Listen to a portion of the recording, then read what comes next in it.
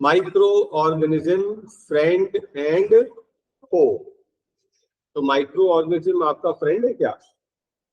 Some microorganisms are friends and some are foes also.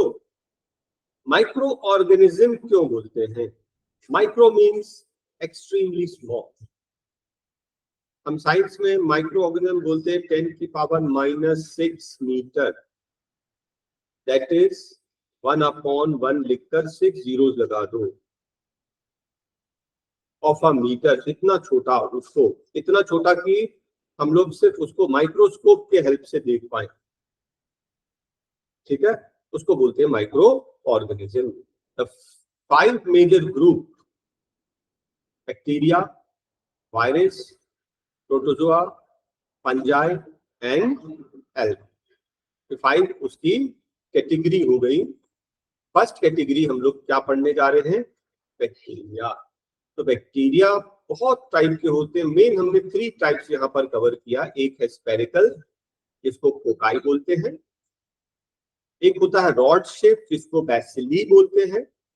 और एक होता है स्पाइरल शेप का। ठीक है, और एक जनरल बैक्टीरिया का फिगर लेंगे तो इस तरह से कुछ बैक्टीरिया होता है। और बैक्टीरिया जो है उसको हम लोग यूकेरियोट बोलते हैं। क्या बोलते हैं? यूकेरियोट की प्रोकैरियोट? यूकेरियोट की प्रोकैरियोट? प्रोकैरियोट और eukaryote? Prokaryote. Prokaryote. Bacteria is a prokaryote. Prokaryote. Prokaryote क्या होता है? जिसके न्यूक्लियस में बाउंड्री नहीं है, जिसके न्यूक्लियस की बाउंड्री वॉल, न्यूक्लियर मेम्ब्रेन जिसमें एब्सेंट होता है। न्यूक्लियस के अंदर की सारी चीजें, ये डीएनए वगैरह सब कुछ होता है, लेकिन ये न्यूक्लियर मेम्ब्रेन के अंदर नहीं होता, ओपन में ऐसे पड़ा हुआ है। इसको बोलते हैं प्रोकैरियोट। तो बैक्टीरिया इस कैटेगरी का है। ठीक है, bacteria is very small, yes, do not have organised nucleus, जिसको हमने अभी बताया ना, prokaryote. Shape spherical, rod shape, spiral, अभी हमने फिगर में देखा। 2 मेन मोस्ट कॉमन अगर बैक्टीरिया की बात करेंगे तो फर्स्ट इज लैक्टोबैसिलस, जो कि हम लोग सेटिंग ऑफ कर्ड में काम आता है। एंड सेकंड इज राइजोबियम, जो नाइट्रोजन फिक्स करने के काम आता है ना, in the nodules of the plants. Some bacteria are useful, such as fixing of nitrogen, forming of curd, decomposition, है ना, nitrogen fixation, fixing of curd और decomposition, ये कौन कर रहा है? ये bacteria. So these bacteria are good, हमें हेल्प कर रहे हैं ना। लेकिन some viruses, some bacteria are harmful. Bacterial diseases, cholera, typhoid, TB, diphtheria, whooping cough, food poisoning बहुत कॉमन। यहाँ देखिए पूरा cholera, typhoid, tuberculosis, whooping cough, है ना, डायरिया, ये सब जो है, डिप्थीरिया, ये सब क्या है? Common diseases, human disease caused by bacteria. Next is virus. Virus is smallest, सबसे छोटा होता है। ठीक है, अब हम लोग इसको ना, इसको एक सेल भी नहीं मानते, लिविंग ऑर्गेनिज्म नहीं मानते। क्यों? क्योंकि अपने आप से ये एग्जिस्ट नहीं कर सकता, अपने आप से ग्रो हो नहीं सकता। इसे डेवलप करने के लिए होस्ट चाहिए, चाहे वो प्लांट हो, चाहे एनिमल हो, चाहे ह्यूमन बीइंग, उनके बॉडी के अंदर ही वो ग्रो करता है। It cannot grow without a host. समझ गए? It does not show most of the characteristics of living being. देखो, living being के characteristics क्या होते हैं? They need food to grow, they eat, grow, excrete, move, respire. लेकिन virus इनमें से कई प्रॉपर्टीज, कई कैरेक्टरिस्टिक्स शो नहीं करता। ठीक है, तो हम इसको लिविंग ऑर्गेनिज्म भी नहीं मानते। लेकिन डेफिनेटली अगर उसको एक होस्ट मिल गया तो होस्ट की बॉडी में अंदर जाकर फिर वो मल्टीप्लाई करना स्टार्ट कर देगा, ठीक है। Virus can reproduce and multiply only inside the host, चाहे वो एनिमल हो, प्लांट हो, right. Viruses are agents of disease, बहुत सारे डिजीजेस होते हैं वायरस से, ठीक है। Common cold, flu, measles, polio, chicken pox, small pox, ये सब वायरस से होते हैं। उसके अलावा HIV, वायरस का नाम है HIV, human immunodeficiency virus, जिससे होता है एड्स। HIV का full form human immunodeficiency virus, और एड्स का full form acquired immunodeficiency syndrome, ठीक है। तो आपको एग्जाम में आएगा कि which are the diseases caused by virus, या which diseases are caused by bacteria, और मिक्स करके भी आ सकते हैं, आपको ढूंढना पड़ेगा। एड्स, चिकन पॉक्स, इबोला भी होता है, हेपेटाइटिस होता है, flu, mumps, polio, rabies, SARS, small pox, ये सब बहुत कॉमन डिजीजेस है। इस तरह का कुछ इसका स्ट्रक्चर होता है। Next is protozoa. प्रोटोजोआ के बहुत सारे टाइप्स होते हैं, एक हमने अमीबा और दूसरा पैरामीशियम पढ़ रहे हैं इस कैटेगरी में, ठीक है। Protozoa are single celled animal category, micro organism तो है लेकिन हम इनको एनिमल की कैटेगरी में डालेंगे, क्योंकि देखो जैसे एल्गाई हम अभी पढ़ने वाले हैं, नेक्स्ट एल्गाई प्लांट्स की कैटेगरी में आते हैं, क्यों? उनके अंदर क्लोरोफिल होता है, they make their own food. लेकिन protozoa, these are animal category, ये अपना फूड खुद नहीं बनाते, they are found in the pond, lakes, dirty water, drains, river, सारी पानी की जगह पर। Amoeba, paramecium, plasmodium, disease caused are dysentery malaria,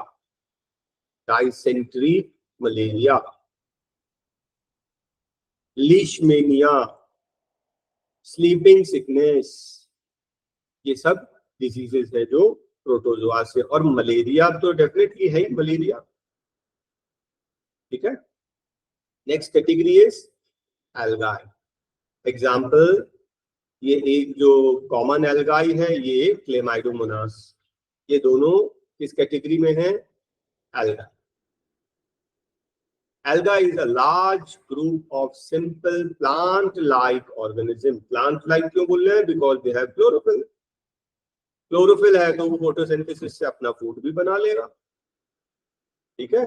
इसे हम लोग प्लांट की कैटेगरी में डालेंगे। Chlamydomonas, spirogyra, blue green algae, diatoms, seaweeds, ये इस कैटेगरी में आते हैं। और ब्लू ग्रीन एल्गाई तो आपको पता ही है, it has the ability to fix nitrogen from the atmosphere. Next category आती है फंजाई। फंजाई में बहुत टाइप के होते हैं, Aspergillus, penicillin, red moulds, yeast, mushrooms, है ना, मशरूम्स, ये सब इस कैटेगरी में आ जाएंगे। यीस्ट, रेड मोल्ड्स, इसके अंदर देखिए पेनिसिलिन, रेड मोल्ड भी आ गया, पेनिसिलिन, एस्परगिलस, मशरूम्स, पफबॉल्स, ये सब क्या है? फंजाई के एग्जांपल्स हैं। They are made up of fine thread like structure called hyphae. इन सबकी स्ट्रक्चर ना ऐसी लंबी लंबी ऐसी स्ट्रक्चर होती है ना, इसके ऊपर फिर बॉल्स लगे होते हैं, इनको बोलते हैं हाइफे। ये दिखने में तो प्लांट जैसे दिखते हैं, है ना, लेकिन इनमें क्लोरोफिल तो होता नहीं, तो ये अपना फूड नहीं बना सकते। इनफैक्ट हम इनको क्या कहते हैं? Saprophytes. What are saprophytes? organisms which obtain their food from the dead and decayed plants and animals. ऐसे ऑर्गेनिज्म जो अपना फूड डेड और डिकेड प्लांट्स एंड एनिमल्स से लेते हैं उन्हें बोलते हैं सैप्रोफाइट्स। दीज आर सैप्रोफाइट्स, ठीक है। और इनसे होने वाली disease ringworm, athlete foot, ringworm plus fungal disease भी हो जाता है।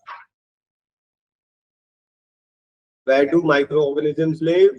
Practically everywhere, सब जगह, जहां ठंडी से ठंडी, गर्म से गर्म, सब जगह, है ना। कुछ ऐसे बैक्टीरिया वायरसेस है जो बॉइलिंग वाटर में भी रह जाते हैं, मरते नहीं हैं।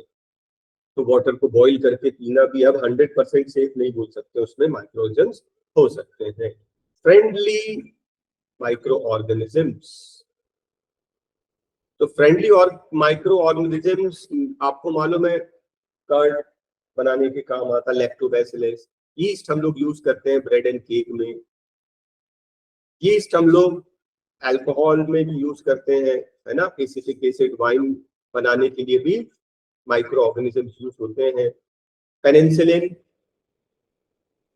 एंटीबायोटिक बनाने के काम आते हैं, और भी एंटीबायोटिक्स है जिसमें हम लोग माइक्रो ऑर्गेनिजम्स यूज करते हैं। फिर नेक्स्ट पॉइंट, फर्टिलिटी इंक्रीज करने के, दैट इज फिक्सिंग नाइट्रोजन और डिकम्पोजिशन। जितना जो डेड प्लांट्स एंड एनिमल्स हैं इनको डिकम्पोज करके पूरा सॉइल में मिक्स कर देना। इन अदर वर्ड्स रिसाइकल कर देना। गैसेस है तो वापस एयर में भेज देना, सॉलिड पार्टिकल्स है तो वापस सॉइल में रिसाइकल कर देना ना पूरा। ये क्या हो गए?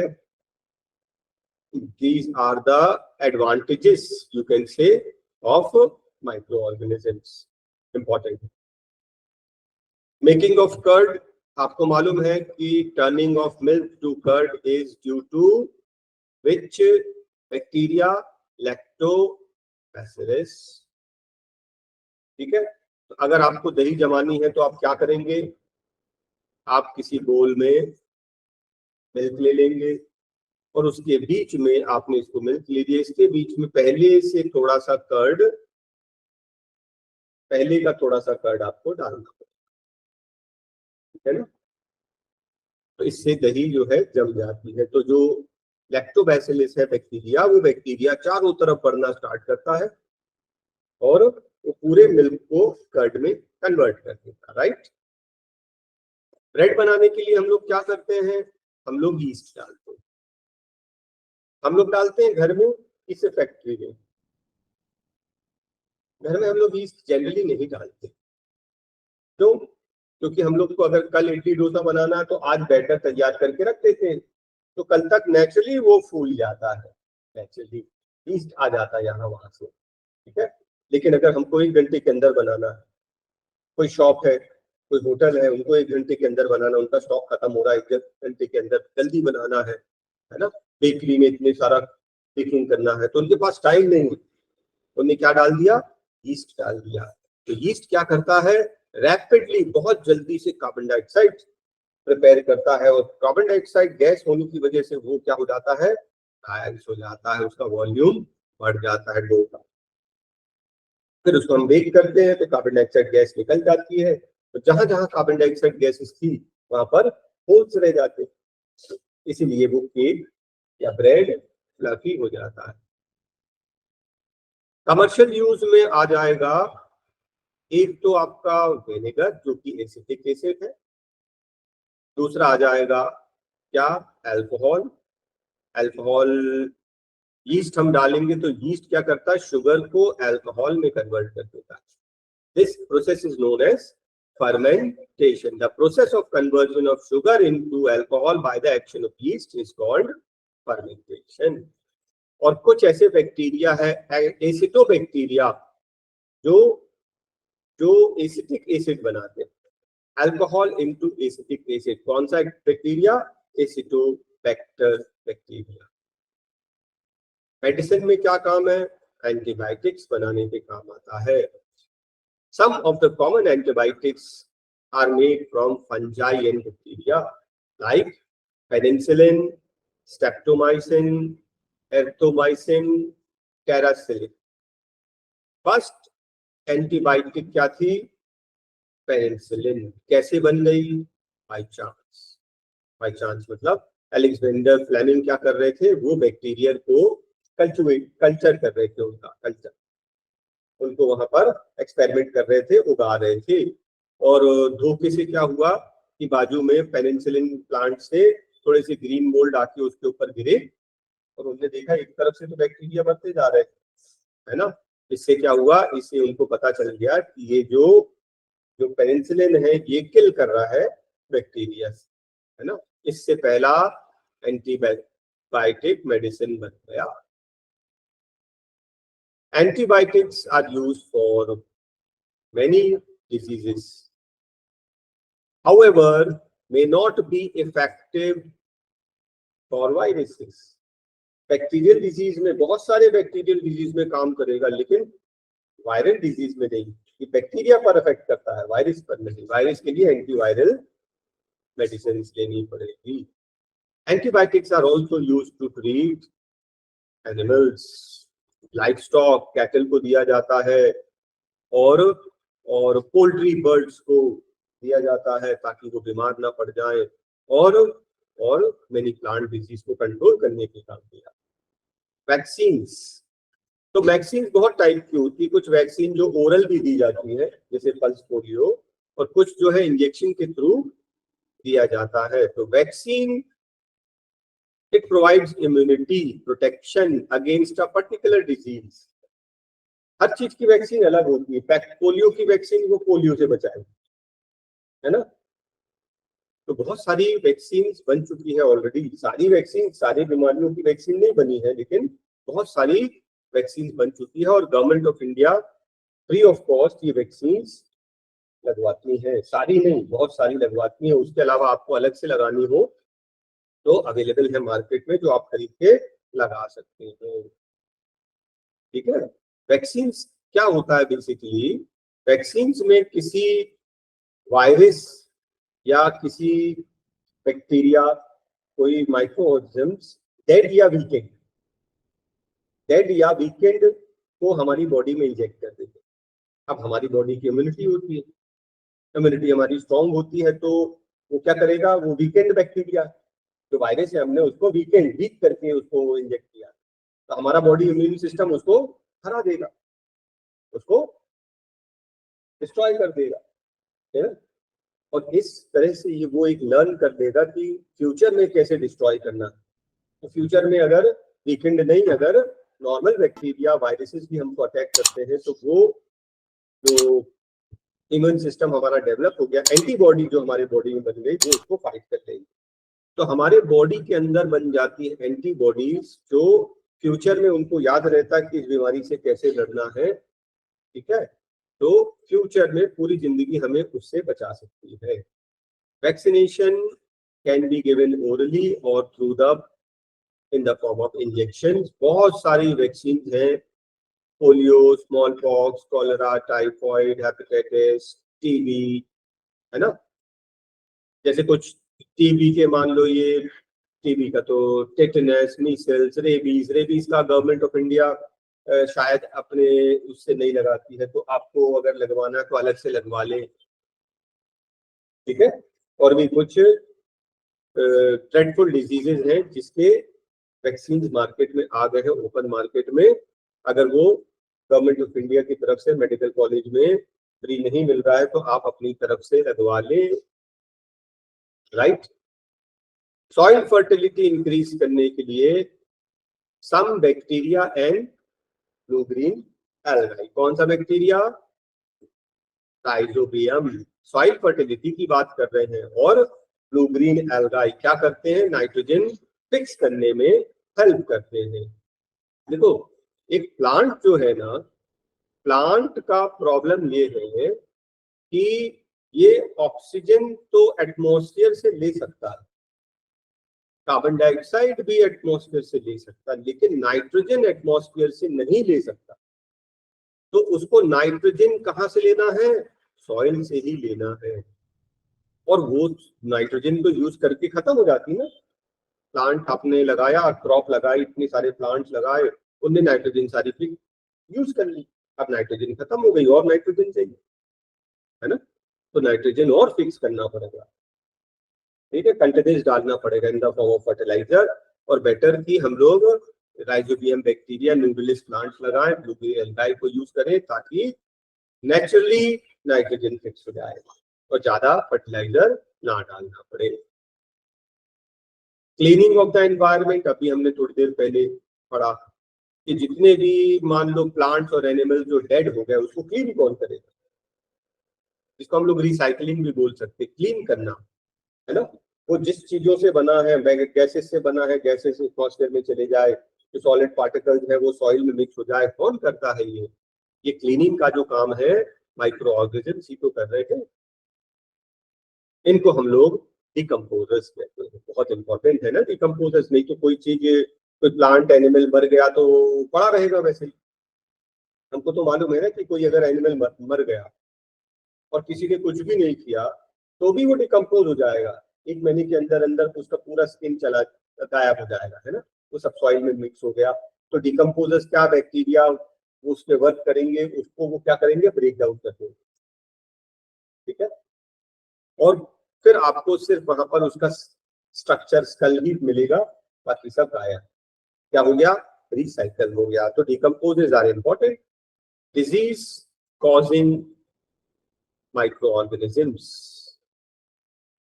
तो अभी हमने पढ़ा था इतनी सारी जो डिजीजेज हैं जो बैक्टीरिया से होती है, वायरसेस से होती है, प्रोटोजोआ से होती है, एल्गाई से होती है ना, तो उन सब में हम लोग कॉमन चीज पढ़ रहे हैं कि डिजीज कॉजिंग जो माइक्रो ऑर्गेनिजम्स है वो air, water, food, physical contact और कम्युनिकेबल डिजीज, अगर ये इनसे हुआ तो इसको हम बोलते हैं कम्युनिकेबल डिजीज। एक आदमी से दूसरे आदमी को फैल रहा है, कम्युनिकेबल डिजीज के एग्जांपल्स, कॉमन कोल्ड, अगर किसी को कॉमन कोल्ड है तो उसको सोशल डिस्टेंस रखना चाहिए या फिर मास्क लगाना चाहिए ताकि दूसरे को ना हो जाए, है ना, सोशल डिस्टेंसिंग मेंटेन करनी चाहिए।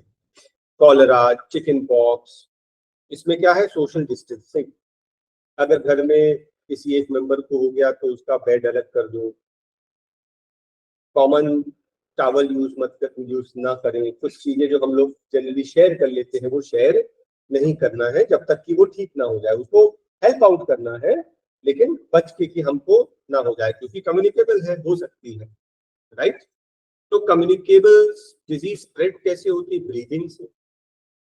अगर उसको डिजीज है, वो सांस ले रहा है और हम बाजू में बैठे हैं, उसने जो ब्रीद आउट किया वही हमने इनहेल कर दिया, और कुछ पर्टिकुलर हाफ एन आवर, कुछ disease half an hour, 1 hour 2 hour में कंटिन्यूस उसके बाजू में बैठ के ब्रीथ करेंगे तो उसके माइक्रो ऑर्गेनिज्म हमारे लंग्स के अंदर चले जाएंगे और हमें भी हो जाएगी। इन्फेक्टेड फूड और वाटर लेने से, इंसेक्ट बाइट से, जैसे कि मलेरिया, एक इन्फेक्टेड को काटा और उड़ के गया, एक हेल्दी को काट लिया, तो उसने जो प्रोटोजोआ उसने शेयर कर दिया दूसरे को, उसको भी हो गया। इंजेक्शन नीडल शेयर करना इन्फेक्टेड वाली, और फिजिकल कॉन्टैक्ट्स से भी होता है ना।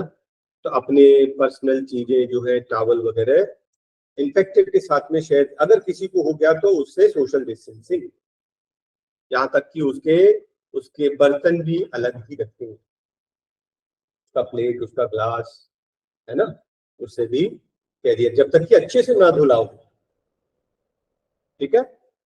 देखिए जरा, टॉवल, क्लोथ्स, बेड, यूटेंसिल्स, ये सब सेपरेट करना पड़ेगा कुछ दिन के लिए जब तक कि ठीक नहीं हो जाते। और देखो प्रिवेंशन, आपको मालूम है जैसे हम किसी ने स्नीज किया, है ना, तो जो लार्ज ड्रॉपलेट्स होते हैं वो तो यहीं चलो गिर गए, लेकिन स्मॉल ड्रॉपलेट्स कितने दूर तक चले जाते हैं।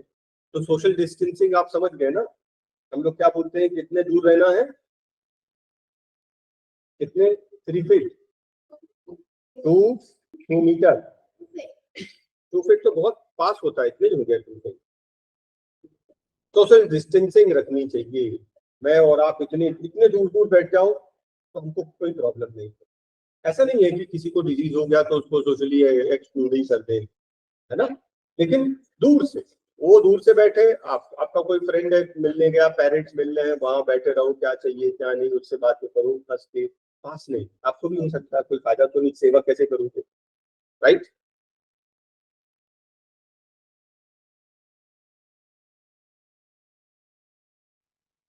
Suffering from common cold should cover the mouth, nose, handkerchief से sneeze while sneezing, और मास्क सबसे बढ़िया।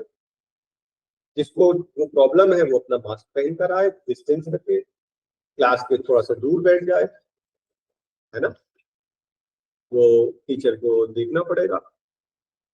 फिर फूड शुड बी कवर्ड,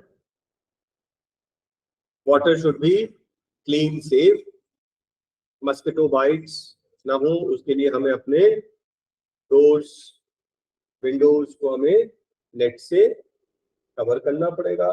अगर कहीं बाहर जा रहे हैं तो हम लोग को मस्किटो नेट लगा के सोना है, हमारी सेफ्टी, है ना। डिस्पोजेबल सीरेंज, एक सीरेंज दूसरे को यूज नहीं होना चाहिए, नहीं तो उसको अगर कोई डिजीज है तो दूसरे को हो सकती है। तो हमारा ड्यूटी है कि हम ये देखें कि नई सीरेंज हमको यूज की जा रही है कि नहीं।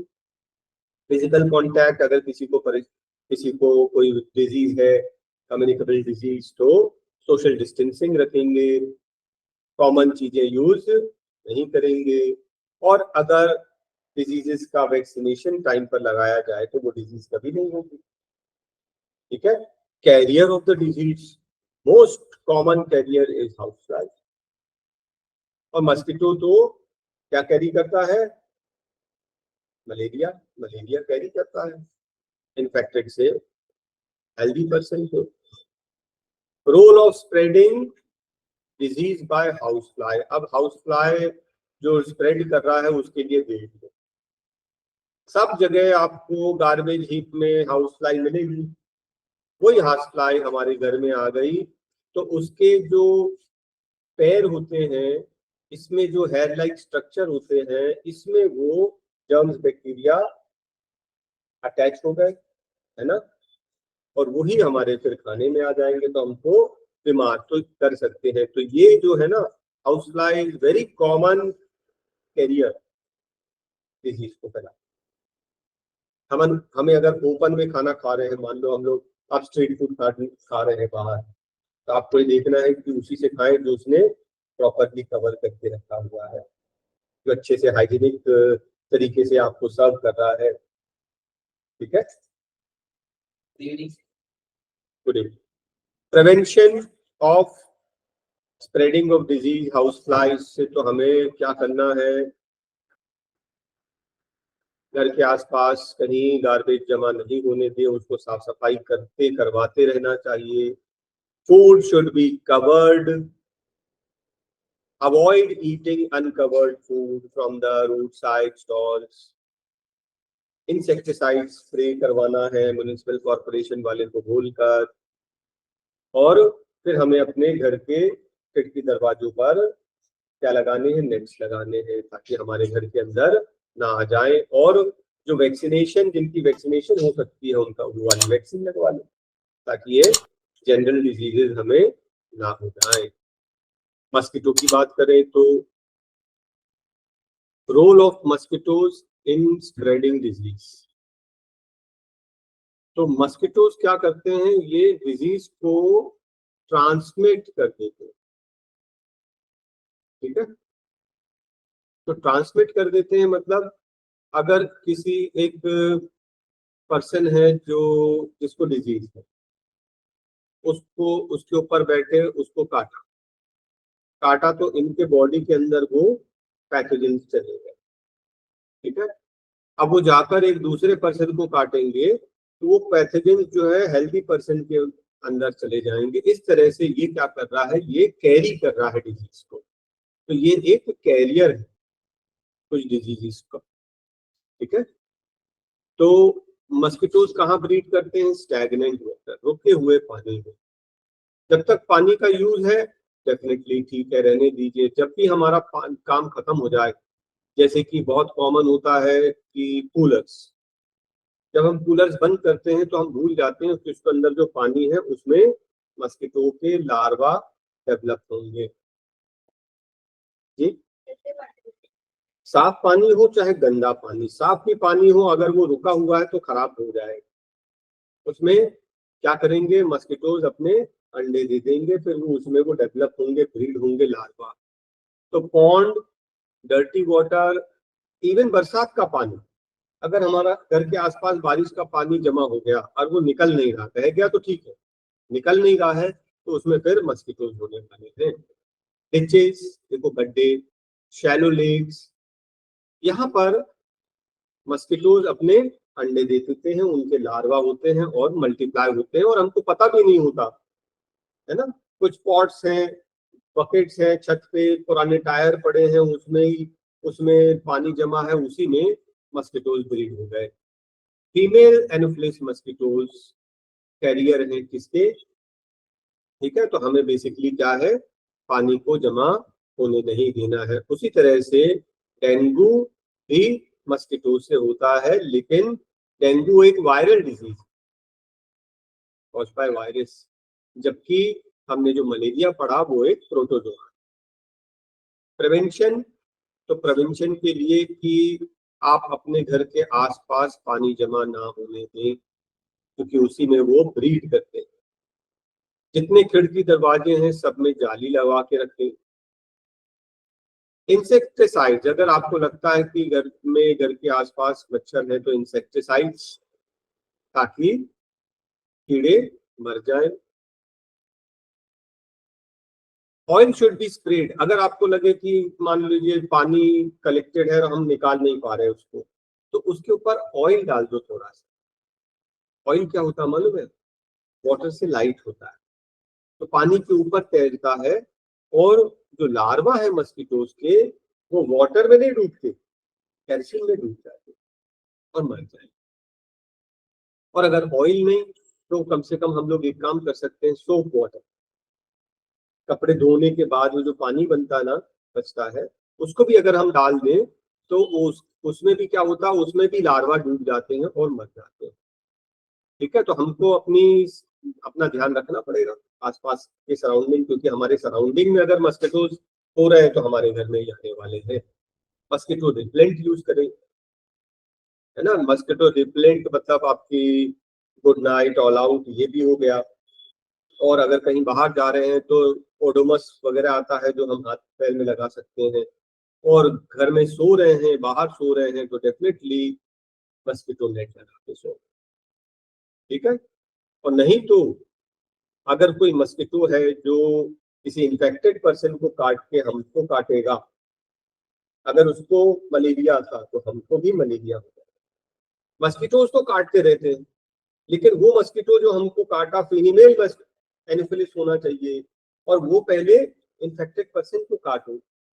तो इन्फेक्टेड पर्सन है जिसको मलेरिया है, उसको काट के फिर हमको आके काटेगा तो हमको हो जाएगा, है ना। ये तो कोइंसिडेंस है कि मच्छर बहुत काटते रहते हैं, उसमें फीमेल एनोफिलिस नहीं है। मान लो फीमेल एनोफिलिस है तो भी उसने किसी किसी इन्फेक्टेड को नहीं काटा हुआ था पहले से, नहीं तो हमको भी हो जाता है ना। सेकेंड बाई चांस, तो हमको अपनी सेफ्टी रखनी पड़ेगी। कुछ common diseases, tuberculosis, bacteria, air transmission, measles, virus, transmission through air, chicken pox, virus, transmission through air in contact, ठीक है। एयर से भी ट्रांसफर हो सकता है और हम उसको टच करेंगे तो हमको भी हो जाएगा। Polio virus, air and water, ठीक है। तो अब सबसे पहली चीज हम लोग ये कर लें कि जो जो कम्युनिकेबल डिजीज है, जो एक दूसरे से फैल रहा है, उसके लिए हम लोग एक कॉमन मेजर कर लें। इन सबका एक कॉमन मेजर क्या है, कंप्लीट आइसोलेशन। भाई हवा से भी फैल रहा है ना, हवा से फैल रहा मतलब हम लोग पास में बैठे एक दूसरे से बात कर रहे हैं तो उससे भी हम इन्फेक्टेड हो जाएंगे। वो जो ब्रीद आउट करेगा हम ब्रीद इन कर लेंगे, एक पर्टिकुलर समय के बाद हम भी इन्फेक्टेड हो जाएंगे। कंप्लीट आइसोलेशन चाहिए। एक सोशल डिस्टेंसिंग भी चेक रहेगा, आइसोलेशन भी। जो उनको अटेंड करने जा रहा है, उनको उनको देखने जा रहा है ना, तो वो भी मास्क लगाए, जिसको पर्सन है जिसको हुआ है वो भी मास्क लगाए, सोशल डिस्टेंसिंग मेंटेन करे, ग्लव्स पहने, तो हम बच सकते हैं, नहीं तो दूसरे मेंबर को भी हो जाए। पर्सनल बिलोंगिंग शेयर नहीं करें, कुछ भी चीजें, टॉवल, बेडशीट, कुछ भी शेयर नहीं करें, इवन अपने यूटेंसिल्स भी अलग। और अगर समय पर वैक्सीनेशन होगा तो ये सब डिजीजेस कभी होंगी ही नहीं। फिर कॉलरा, टाइफॉइड, ये किससे, पोलियो किससे, वाटर से हो रहा है। अब हम लोग नेक्स्ट पढ़ रहे हैं कि वाटर से जो होते हैं, तो वाटर से होने के लिए बचने के लिए क्या किया जाए, साफ पानी बॉईल करके पिए, अगर वाटर फिल्टर नहीं है तो। और अगर वाटर फिल्टर है तो डेफिनेटली वाटर फिल्टर वो भी यूवी वाला, अल्ट्रावायलेट रेज जर्म्स बैक्टीरिया को मार देता है। वैक्सीन करेंगे तो हमें ये प्रॉब्लम सभी होगी ही नहीं। खाने से अगर हो रहा है तो प्रॉपरली कुक फूड, अगर देखो हर जगह वायरस होता है, हर चीज में वायरस और बैक्टीरिया होता है, मिल्क में है, फूड ग्रेन्स में है, वेज में, नॉन वेज में, सब में है। अगर वो प्रॉपरली कुक करेंगे तो सब बचे, फिर वो हमारे लिए से। ठीक है, तो ड्रिंकिंग वाटर के बारे में हमने बता ही दिया। अगर हमारे पास वाटर फिल्टर नहीं है तो बॉईल करें, अदरवाइज वाटर फिल्टर वो भी यूवी प्लस वाला, यूवी वाला। ठीक है, हेपेटाइटिस वाटर से होगा, मलेरिया, डेंगू, ये मस्किटो से होने वाले हैं। तो क्या करना है, अब भी हम लोग ने पढ़ा कि वाटर कलेक्ट नहीं होने देना है, इंसेक्टिसाइड यूज करना है, वायर मेश लगवाना है खिड़की दरवाजे में। ठीक है, सोते समय मस्किटो नेट यूज करना है, मस्किटो रेपेलेंट क्रीम लगानी है ताकि हम सेफ रहें। Disease causing micro organisms in animals, जिस तरह से ह्यूमन बीइंग की हम पढ़ रहे थे उसी तरह से animal such as cow, buffalo, sheep, goat, poultry, इनको भी बीमारी हो जाती है माइक्रो ऑर्गेनिजम्स से। जैसे कि फुट एंड माउथ डिजीज, ये कैटल में हो जाता है वायरस के कारण। एंथ्रैक्स होता है एनिमल में, कैटल में, बैक्टीरिया के कारण। ठीक है, तो एंथ्रैक्स जो है, रॉबर्ट कोच ने इस एंथ्रैक्स कॉजिंग बैक्टीरिया को ढूंढा था। एस्पेरगोलिसिस, ये डिजीज हो जाता है पोल्ट्री बर्ड्स में फंगस के कारण। तो आपको ये याद रखना पड़ेगा एनिमल डिजीज में कौन सी डिजीज का नाम और जो पैथोजन है जिसके कारण हो रहे थे। ठीक है, प्लांट्स में भी डिजीज हो जाती है। Rust of wheat fungal disease है, सिट्रस कैंकर बैक्टीरियल डिजीज है, येलो वेन ये क्या है, ये वायरल डिजीज है। तो ये कुछ माइक्रो ऑर्गेनिजम्स है जो प्लांट्स को भी अफेक्ट करते हैं। मतलब हम ये ना सोचें कि बैक्टीरिया, वायरस, फंजाई ये सिर्फ ह्यूमन बीइंग के लिए हार्मफुल है, ये एनिमल्स और प्लांट्स के लिए भी हार्मफुल है। Next, food poisoning, left over food. अगर फूड को हमने, देखिए फूड बनाया हमने, कुक किया फ्रेश, तो ठीक है, हमने जितना हमें यूज करना था हमने यूज कर लिया, जो बचा है उसको फ्रिज के अंदर रखना, ढांक कर रखना, यूज किया, निकाला, उसको कवर करके रखना।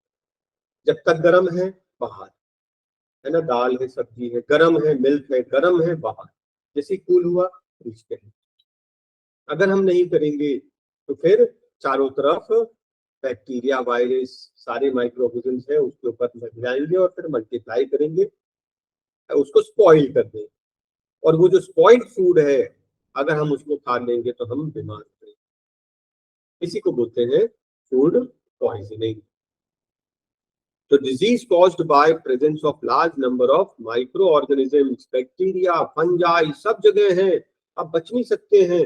बस एक ही काम करें कि खाने को हमेशा ढक कर रखें, और जैसे ही यूज खत्म हुआ, ऐसा नहीं कि हमने दोपहर में खाना खाया और बाकी जो बचा हुआ खाना है उसको फ्रिज में डालना भूल गए, है ना, तो फिर वो खराब होना स्टार्ट। फ्रिज में डाला तो बैक्टीरिया मल्टीप्लाई नहीं होते, जितने हैं उतने ही रहते हैं, तो स्पॉइल नहीं होगा। ढाक के रखा है, बिल्कुल ढाक के रखा है, तो बाहर से जो बैक्टीरिया, वायरस एयर से आ रहे हैं जो, वो सब नहीं आए, तो कम चांसेस है खराब होने के। नहीं तो वो फूड खराब हो जाएगा, उसमें बैक्टीरिया, फंजाई लग जाएंगे। अब वो टॉक्सिक केमिकल सब्सटेंसेस बना देगा। हम जब खाएंगे तो हमें वॉमिटिंग होगी, एब्डोमेन में पेन होगा, गिडीनेस होगा, है ना, चक्कर आएंगे। तो ये सिम्टम्स हैं फूड पॉइजनिंग के। और फिर हमें जल्दी से, अगर ऐसा कुछ हो और कंट्रोल ना हो, तो हमें डॉक्टर तुरंत एडमिट हो जाना चाहिए, ठीक है, क्योंकि ये it is deadly. Vomiting, diarrhoea, pain in abdomen, headache, fever, ये सब हो जाता है। कंट्रोल में नहीं आए तुरंत आपको एडमिट होना है। और प्रिकॉशंस क्या है? हमेशा साफ खाना, जब भी खाना लिया लिया और तुरंत उसको कवर किया, जब यूज हो गया तुरंत उसको फ्रिज में डाला। Next point is preservation of food. तो आपको मालूम है कि फूड प्रेजर्वेशन तो कोई अभी नया थोड़ी है, हम लोग तो थाउजेंड्स ऑफ ईयर्स से यूज कर रहे हैं, ठीक है। तो प्रेजर्वेशन के लिए हम लोग बहुत सारी चीजें यूज करते हैं। एक चीज है सबसे कॉमन, सन ड्राइंग। आपको मालूम है मटर, चना, दाल, ये सब क्या है? सुखा दिया गया। एक बार सुखा दिया तो आप रख लीजिए 1 ईयर 2 ईयर, खराब नहीं होता ना। हम लोग मटर तो ऐसे ही लेते हैं ना, हरी मटर। हरी मटर हम लोग मार्केट से खरीद के लाते हैं, और जब हमको यूज करना हो तो पानी में भिगो देते हैं, फिर वो फूल जाती है, फिर हम लोग उसकी सब्जी बना लेते हैं। मटर भी ऐसी है, चना है, छोले है, और भी चीजें, राइट। तो दिस इज सन ड्राइंग। और सिर्फ हम इसी की बात नहीं कर रहे हैं, स्पिनच, मेथी, कॉलीफ्लावर, और बहुत सारी चीजें हैं। ग्रेप्स, देखो ग्रेप्स को सुखा के अपन किशमिश भी बना लेते हैं, सन ड्राइंग। नेक्स्ट है हीटिंग। अब हीटिंग तो बहुत कॉमन है, हमें मालूम है। मान लीजिए हमारे घर में फ्रिज नहीं है, तो हम हर 3-4 घंटे में उसको बॉईल कर दो बस, तो जितने माइक्रो ऑर्गेनिज्म बने होंगे उसमें, बॉईल करने पर सब मर जाए। फ्रिज में है तो सबसे बढ़िया, फ्रिज में डालिए। जब भी काम नहीं है फ्रिज के अंदर डाल दीजिए, उससे निकालिए, जितना चाहिए यूज करो, बाकी बाकी फ्रिज में डाल दो, है ना। तो हीटिंग से बॉईल होने से बच जाएगा। लेकिन अगर स्पॉइल भी हो गया, फिर हीट कर रहे हो तो कोई मतलब नहीं। उसी तरह से रेफ्रिजरेशन, जिस चीज का भी काम, मान लीजिए हमने डो बनाया रोटी बनाने के लिए, एक्स्ट्रा जो बच गया आप फ्रिज में डाल दीजिए, है ना। जो लेफ्ट ओवर कुक फूड है, अक्सर ये होता है कि हमने जितना कुक किया तो उसका थोड़ा सा क्वांटिटी बच गया तो उसको फ्रीज में डाल दीजिए, और नेक्स्ट टाइम उसको हम गर्म करके खा लेंगे, चल जाएगा। फ्रिज में डालना जरूरी है, ठीक है। तो रेफ्रिजरेशन से प्रिजर्व हो जाएगा, बहुत लंबे समय के लिए नहीं, थोड़े समय के लिए, 1-2 दिन के लिए। डीप फ्रीजिंग, अगर कुछ चीजें हैं जैसे कि मीट, फिश, आपको ये तो मालूम ही है, ये सब तो डीप फ्रीजिंग मिलता ही है, डीप फ्रीज ही होता है, ठीक है। तो आप मार्केट में फ्रेश भी मिलता है, लेकिन डीप फ्रीज अगर हम यूज करें तो कोई प्रॉब्लम नहीं, यूज कर सकते हैं, ठीक है। फ्रूट्स, वेजिटेबल्स, मटर, आपको मालूम है कि मटर मटर एक तो मटर आती है जो सूखी मटर आती है, एक ग्रीन मटर भी आती है, उसको क्या किया, डीप फ्रीज किया हुआ है। वो जब फ्रीजर से निकाल के देंगे बिल्कुल सॉफ्ट रहती है वैसे। तो डीप फ्रीज, बहुत सारी चीजें डीप फ्रीज करते हैं जो कि हम लोग खा सकते हैं, इट इज टोटली सेफ, क्योंकि प्रिजर्व किया हुआ। कॉमन सॉल्ट बहुत पुराना मेथड है, क्या करें, नमक लगा दें। नमक लगाने से क्या होता है, उसके अंदर जो वाटर है ना, वो छोड़ देता है, पानी छोड़ देता है, और जिस चीज में पानी नहीं रहेगा वो खराब नहीं होती, ठीक है। फिश को प्रिजर्व करना, मीट को प्रिजर्व करना, ये बहुत एजेस से चल रहा है, ये नमक लगा दो। देखो आपने कभी देखा होगा, अचार बनाने के पहले उसमें नमक लगा देते हैं, और जब नमक लगाते हैं ना तो वो पानी छोड़ना स्टार्ट करता है, मालूम, ये पानी छोड़ता है, इसके अंदर जो वाटर है ना पूरा छोड़ना, तो डिहाइड्रेट हो गया। एक बार वाटर निकल गया इसका, तो फिर आप लंबे समय तक रख सकते हैं, खराब नहीं होगा। तो जिस तरह से प्रिजर्वेंट में कॉमन सॉल्ट यूज करते हैं, उसी तरह से शुगर को भी यूज किया जा सकता है एज अ प्रिजर्वेंट। जैम, जेली बना दिया आपने फ्रूट्स के, तो खराब नहीं होगा, क्योंकि उससे आपने प्रिजर्वेंट डाल दिया, sugar. It can be stored safely for a considerable time. मतलब हमने जैम जेली घर में बनाया तो चलो 2-4 दिन, 5 दिन, 6 दिन यूज कर लिया, लेकिन उससे ज्यादा नहीं। उससे ज्यादा स्टोर करना फिर आपको उसमें केमिकल्स डालने पड़ेंगे, ठीक है, जो कि जो फैक्ट्रीज बनाती हैं उसमें कुछ केमिकल्स डालते हैं। Next is mustard oil, vinegar. आपको मालूम है जब अचार बनाते हैं, प्रिजर्वेटिव अचार बनाते हैं, अचार बनाने में विनेगर भी एसिटिक एसिड डलता है, और आप हम लोग क्या करते हैं उसको ऊपर तक पूरा ऑयल से पूरा कवर कर देते हैं पूरा। तो ऑयल जो है वो जितने भी माइक्रो ऑर्गेनिजम्स हैं उनके ग्रोथ को हैम्पर कर देता है, ग्रोथ उनकी होने नहीं देता। ये कॉमन है मस्टर्ड ऑयल और विनेगर। कुछ प्रिजर्वेटिव्स आते हैं chemicals, sodium Meta bisulphide, sodium benzoate. वो अगर हम लोग खाने की चीजें में मिलाएं तो हम लोग लंबे समय तक यूज कर सकते हैं। तो जो फैक्ट्रीज में बनते हैं प्रोडक्ट्स उसमें ये केमिकल्स मिला दिया जाता है। प्रेस्चराइजेशन, फ्रेंच साइंटिस्ट थे लुइस पास्चर, उनने ये मेथड ढूंढ निकाला था, ठीक है। और आजकल जो मिल्क डेयरी होती है वो ये यूज करती है। क्या है मेथड मालूम है? पहले उसको हीट करते हैं, मिल्क बॉईल कर दिया 100 डिग्री, फिर अचानक से उसको कूल कर देना, एकदम से उसको ठंडा कर देना। तो इस प्रोसेस में क्या होता है, जितने जो माइक्रो ऑर्गेनिजम्स है ना वो सस्टेन नहीं कर पाते, मर जाते, ठीक है। हम लोग घर में तो ऐसा नहीं करते, हम लोग बॉईल तो करते हैं लेकिन क्विकली कूल तो नहीं कर सकते। तो हम लोग क्या करते हैं कि हम लोग करीब 100 डिग्री 70 डिग्री पर 30 मिनट आधा घंटा पका दो उसको, मिल्क को, तो फिर वो हो जाएगा, सारे जो बैक्टीरिया मर जाएंगे। जिससे मिल्क को कुक करना बहुत जरूरी है। हाँ, उसमें माइक्रो ऑर्गेनिजम्स होते हैं, कच्चा दूध नहीं पी सकते, बीमार हो जाएंगे, बहुत सारी बीमारी हो सकती है।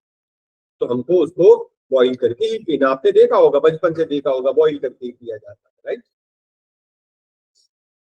अच्छा, कुछ मिल्क पैकेट मिल्क आते हैं जिसमें लिखा रहता है पैस्चराइज, मतलब वो कंपनी क्या करती, पहले से पैस्चराइज करके देती है, तो उसको हम लोग वापस पैस्चराइज करने की जरूरत नहीं है, उसको हल्का सा हीट करके हम लोग यूज कर सकते हैं, ठीक है। Next is air tight. कभी भी कोई चीज खाना खाया उसको पूरा एयर टाइट बंद रखना है, एयर सील्ड बंद रखना है। एयर के थ्रू जो माइक्रो ऑर्गेनिजम्स हैं वो नहीं आ पाएंगे, इससे हमारे जो फ्रूट्स है, फूड है, वो ज्यादा समय तक चलेगा। इन अदर वर्ड्स ढक के रखना है ना, कुछ भी खाना खाया, स्वीट्स लिया, मिठाई आ गई, ढक के रखना है, चिप्स खाया ढक के रखना है ना। और फिर जब इस्तेमाल हो गया, जो बचा उसको उठा के फ्रिज में डाल दिया जाता। अब हर सारी चीजें तो फ्रिज में नहीं डालते, जैसे कि क्रिस्पी चीजें, चिप्स वगैरह तो फ्रिज में नहीं डालते, वो सॉगी हो जाता है ना। तो उसको हम लोग एयर टाइट एक पॉलिथीन में, और उसकी भी पॉलिथीन में डाल के पूरी हवा निकाल दो, उस पॉलिथीन को पूरी पिचकार दो, उसके अंदर अंदर भी हवा नहीं होनी चाहिए, वो भी निकाल दो, तो सेफ रहेगा और काफी समय तक चल जाएगा। नहीं तो तुरंत 1-2 घंटे में खराब हो जाता है। एयर टाइट का मतलब बिल्कुल इतना ऐसा टाइट कि जिसमें हवा भी ना जा पाए। जैसे हमारे टिफिन आते हैं ना, एयर टाइट बॉक्सेस आते हैं, कंटेनर, वो एयर टाइट इतने टाइट हो जाते हैं कि वहां से हवा भी नहीं जा सकती, ठीक है। क्योंकि हवा से ही तो इतने सारे माइक्रो ऑर्गेनिजम्स हैं जो ट्रांसफर हो रहे हैं। नाइट्रोजन फिक्सेशन के लिए हम पहले भी पढ़ चुके हैं कि कुछ प्लांट्स होते हैं जिनको बोलते हैं nodules plants, leguminous plants, leguminous plants. Leguminous plants जो होते हैं उनके उनके जो रूट्स होते हैं उसमें छोटे छोटे नोड्यूल्स होते हैं, जैसे देख रहे हैं आप, पीस जैसे। इसके अंदर होता है बैक्टीरिया जिसका नाम राइजोबियम। क्या करता है ये?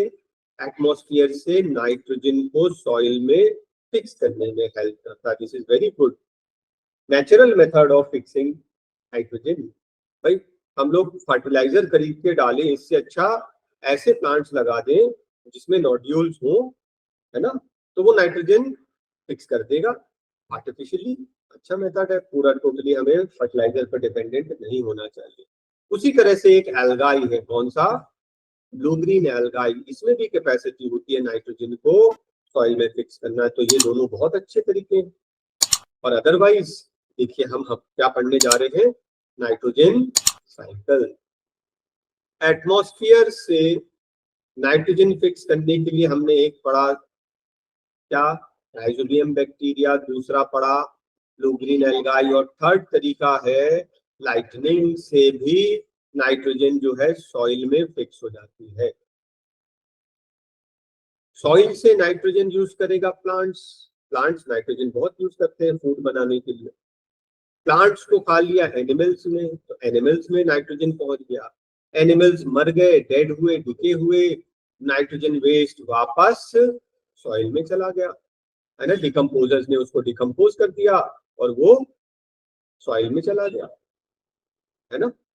और सॉइल में चला गया तो फिर जो डिकम्पोजर्स ने डिकम्पोज किया, जो सॉइल में जाने वाली चीजें सॉइल में थी और बाकी जो नाइट्रोजन है वापस एटमॉस्फेयर में चला गया। इस तरह से क्या हो रहा है, नाइट्रोजन रिसाइकल हो रहा है। तो ये हमने क्या पढ़ लिया, नाइट्रोजन साइकिल, जिसमें इंपॉर्टेंट ये है कि नाइट्रोजन फिक्स करना है सॉइल में, पहला है राइजोबियम बैक्टीरिया, नेक्स्ट है ब्लू ग्रीन एल्गाई, और लाइटनिंग से भी फिक्स होता है। फिर प्लांट्स ने यूज किया और प्लांट्स डिके हुए तो वापस सॉइल में चला गया। फिर प्लांट्स को एनिमल ने खाया, वो डिके हुए वापस सॉइल में चला गया। तो बाकी नाइट्रोजन जो है वो तो चलो कन्वर्ट हो गया, है ना। तो बैक्टीरिया ने जो इसको डिसइंटीग्रेट किया, नाइट्रोजन एटमॉस्फेयर में चला गया, बाकी सारी चीजें सॉइल में मिक्स हो गई। तो ये आपका नाइट्रोजन साइकिल हो गया। तो सबसे पहले हमने बैक्टीरिया पढ़ लिया, कौन सा, राइजोबियम।